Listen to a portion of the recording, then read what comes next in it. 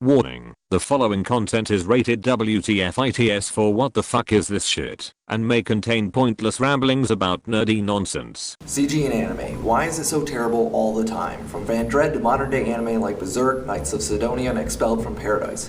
Anime studios just can't seem to get CG right. Even Fate Zero, which is often cited as an example of good CG, still arguably only makes it passable most of the time, but it doesn't actually improve the animation as opposed to if they had just done it the traditional way. For example, while the aerial dogfight between Archer and Berserker never exactly looked bad, it also wasn't that impressive either, especially when you compare it to another anime made over 20 years ago, Macross Plus. The traditional animation in Macross Plus allows for the dogfights to look faster, more intense, and more natural. When an anime from over 20 years ago outclasses you, that's probably a sign that you shouldn't have used CG. Numerous excuses have been given over the years for why anime studios keep doing bad CG. They don't have a big budget, the low frame rates are a stylistic choice to make it blend in better with the other animation, it's still in its infancy and needs to be refined, etc. Unfortunately, this is all bullshit. For starters, budget has absolutely nothing to do with choppy low frame rate animation. In 3D animation software, models are animated by setting keyframes at two different points in the movie timeline, and then from there, the computer automatically interprets what position the model should be drawn in between each keyframe until it reaches the end of the timeline. The artists don't have to manually draw every frame like they do with traditional animation. This is all handled by the computer, and we can clearly see this demonstrated by Rooster Teeth's web series, RWBY. While some of the animations in this series still look a little stiff and highly unnatural, they at least aren't choppy, all thanks to Monty's simple recognition that there's no reason not to take advantage of free frames. If RWBY can do full 30 frames per second on Rooster Teeth's piss-poor amateur budget, other studios have no excuses. So stop saying that this is a budget issue. It doesn't cost the producer's dick to change one little setting in the software so the animation will render at the full video frame rate. So if it's not a budget issue, why do studios keep doing this? If it's to make the CG blend in better with the other traditional animation in the scene, this is at least somewhat understandable, though still questionable, but then you have anime that are done in full CG like Sidonia and Expelled from Paradise, so there's no traditional animation to be concerned with, yet the frame rate is still lowered. There is no reason to be doing this.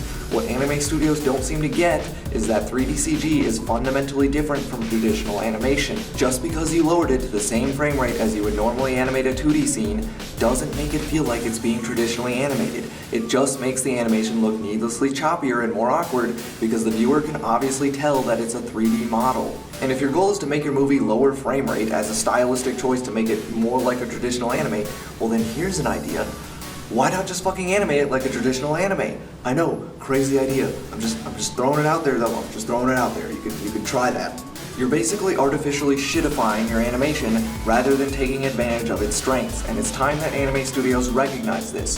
Stop lowering your frame rate as a stylistic choice. It's not a style. It just makes your anime look like it was recorded video game footage on someone's shitty non-gaming PC. You see that, Toei?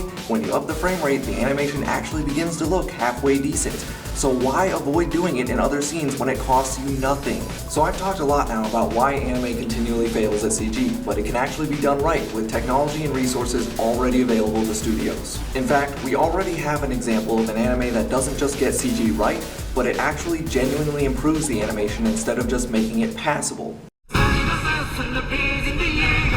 Yes, say what you will about Attack on Titan's story, but whatever your issues with the show, there's no denying that it absolutely nails the CG, and this is because it follows a few simple rules and techniques. First, Studio Wit almost exclusively uses CG only for background environments, not characters and moving objects. This allows for great perspective camera shots that would normally be impossible with traditional animation, but because it is only limited to background environments, it doesn't create this weird juxtaposition effect where it doesn't blend in well with the rest of the animation.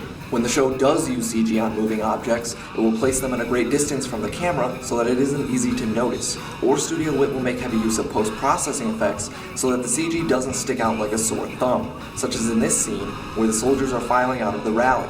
This was particularly smart because not only do these visuals add dramatic effect to the scene, but it also saves them budget because they don't have to hand draw every single soldier in the shot.